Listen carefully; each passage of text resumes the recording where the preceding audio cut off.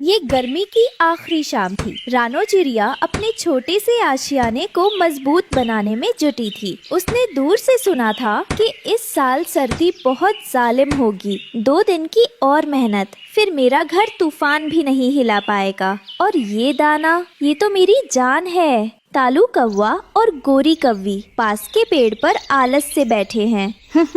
गोरी देखो, वो बेचारी रानो, लगता है उसे यकीन है कि कल ही बर्फ गिरने लगेगी। अरे हाँ, इतना काम, तकलीफ ही तो दे रही है खुद को।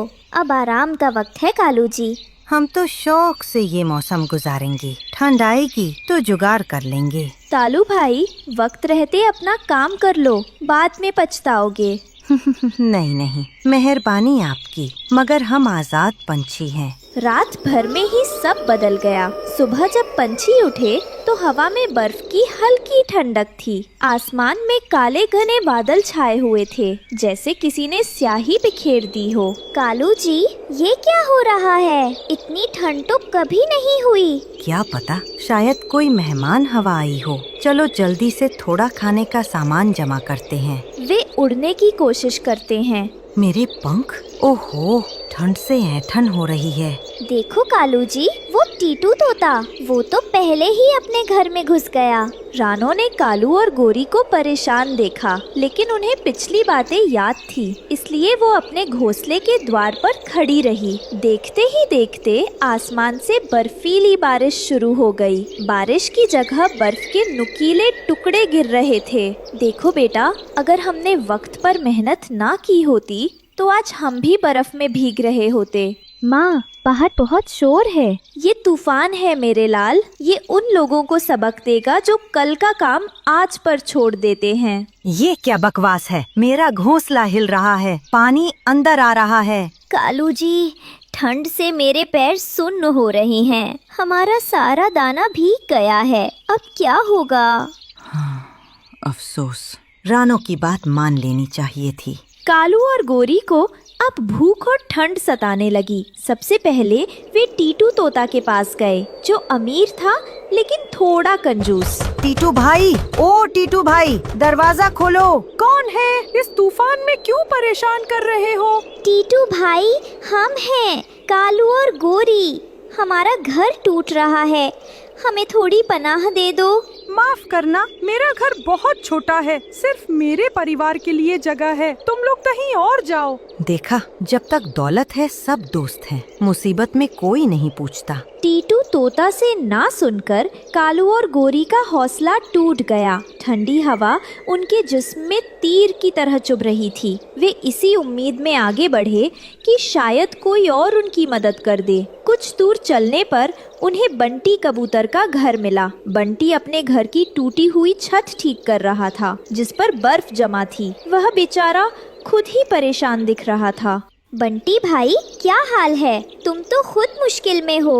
ओहो, कालू भाई, गोरी बहन, तुम दोनों भी बहुत तकलीफ में दिख रहे हो। क्या बताएं भाई, उस बर्फीले तूफान ने हमारा सब कुछ तबाह कर दिया। बंटी भाई, क्या तुम हमें थोड़ी देर के लिए पनाह दे सकते हो?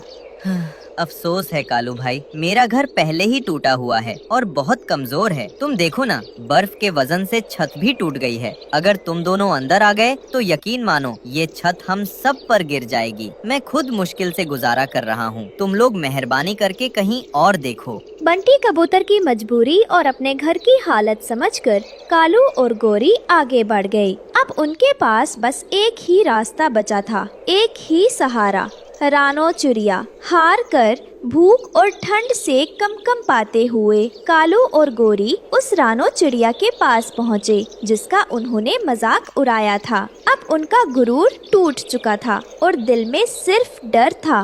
रानो बहन, दरवाजा खोलो। रानो दरवाजा खोलती है और कालू गोरी को कम पाता देखती है। क्या हुआ कालू भाई, तुम दोनों इस हाल में क्यों हो?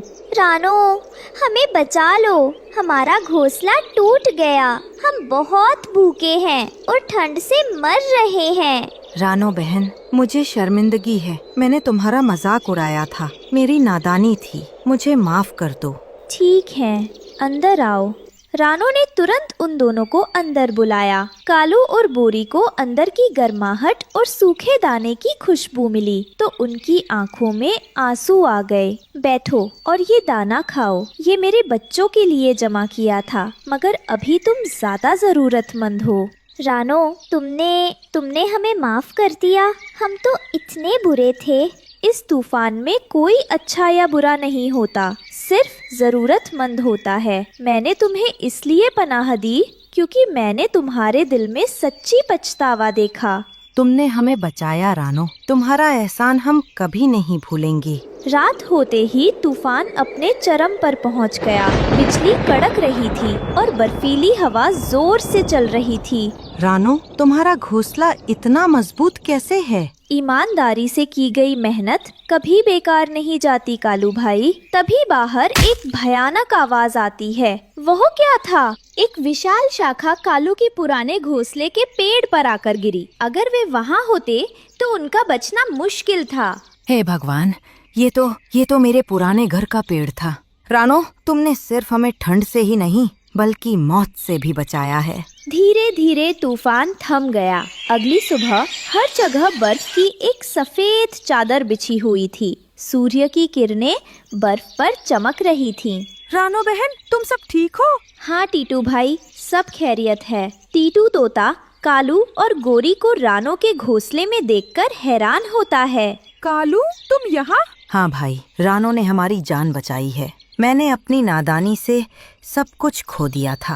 रानो, तुम्हारा दिल बहुत साफ है। कुछ देर बाद कालू और गोरी रानो से इजाजत लेकर अपना नया घर बनाने के लिए निकल पड़े। रानो बहन, आज तुमने हमें सिर्फ दाना नहीं दिया बल्कि एक सबक दिया है। अब से हम भी तुम्हारी तरह मेहनत करेंगे। मुझे तुम पर यकीन है कालू भाई। अब देर मत करना, थोड़ी बर्फ और पिघलने दो, फिर मिलकर काम शुरू करना। हाँ जरूर। ठंड का मौसम धीरे धीरे गुजरने लगा। कालू और गोरी ने अपना आलस छोड़ दिया था। वे रानो की सलाह पर एक नया और मजबूत घोंसला बनाने में जुट गए। गोरी, अब मजा आ रहा है। मेहनत में भी एक अलग सुख है। हाँ कालू जी, और भूख भी खूब लगती है। रानो दूर से उन्हें देखकर मुस्कुराती है। देखो टीटू भाई, मेरी थोड़ी सी मदद से कालू और गोरी बदल गए। सत्य कहा रानो, दयालुता की ताकत किसी भी उपदेश में बड़ी होती है। तालू और गोरी का नया घोंसला बनकर तैयार था। इस बार वो बहुत आरामदायक और तूफान से लड़ने लायक था। कालू कौआ रानो को अपने नए घर पर चाय के लिए बुलाता है। रानो बहन, आज तुमने जो सिखाया उसे मैं जिंदगी भर याद रखूंगा। हम दोस्त हैं हमेशा। हाँ कालू भाई, और सच्ची दोस्ती ही जिंदगी की सबसे बड़ी दौलत है। आखिरकार बसंत का मौसम आ गया। जंगल फिर से हरा भरा और खुशहाल हो गया। चिड़िया और कौवे सब एक साथ मिलकर दाना चुग रहे थे। देखो कालू भाई, वसंत कितना प्यारा है। हाँ, और मुझे अब किसी भी मौसम का डर नहीं है। रानो चिड़िया की मेहनत और दयालुता ने कालू कौवे की आलस्य भरी जिंदगी को बदल दिया। उस बर्फीले तूफान ने सबको सिखाया कि मेहनत ही सुख की असली कुंजी है और दया का व्यवहार सबसे बड़ा इंसानियत का फर्ज है।